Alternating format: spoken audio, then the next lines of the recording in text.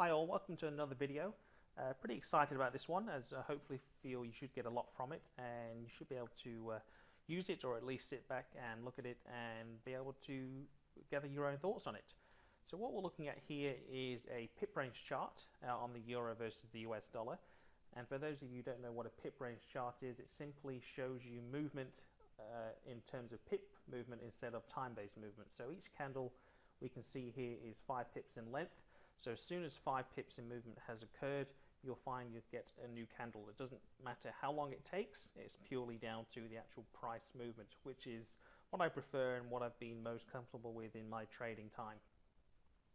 Now, whilst I've been trading the divergence method, I've noticed a particular setup that seems to keep recurring, and this is what I want to discuss with you today.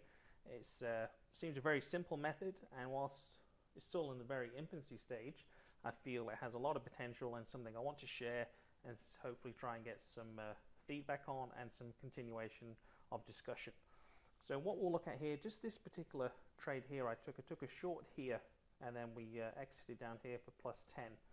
Now what I'm looking for is, first of all, we want a particular movement in one direction. So we can see here price was on the downside coming through this. So this is the Tokyo Open, pretty flat during the Tokyo session, and then once Frankfurt opened, price came down, and then on the London Open, price came all the way back up and tested the cloud up here, which is the Senkou span, and then we had price come back outside of the Tenku span and came all the way back down. So that's where I entered my trade, is here, and then we got in out there. Now, the reason I did this is twofold. Firstly, as I mentioned, we see one particular direction of movement, and then we see price come up and test up here, which is the Senkou span A, which is what I want to see, and then I see price come back outside and it closed beneath the Kiju Sen, and then I entered here, and I'm all looking for is 10 pips. Another example that's staring us right in the face is yesterday's one. I didn't actually take this one, but this was as I was trading my divergence trading here. But what we'll see, price again clearly one direction.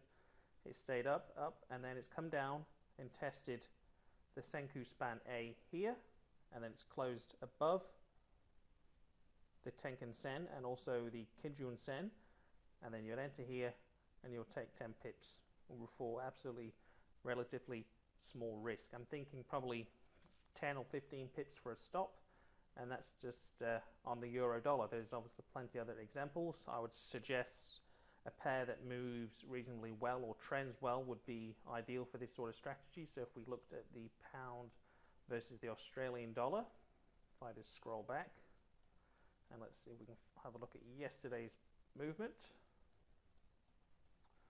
So early on it's pretty choppy here, no real clear direction. Price did break up, and you probably could have taken a trade here actually. You saw the price touch here, closed above the Tenkan Sen there, and then you would open a trade at 164.88, so 164.90 with spread, and 10 pips is it achieved? Just about 10 pips closed out there.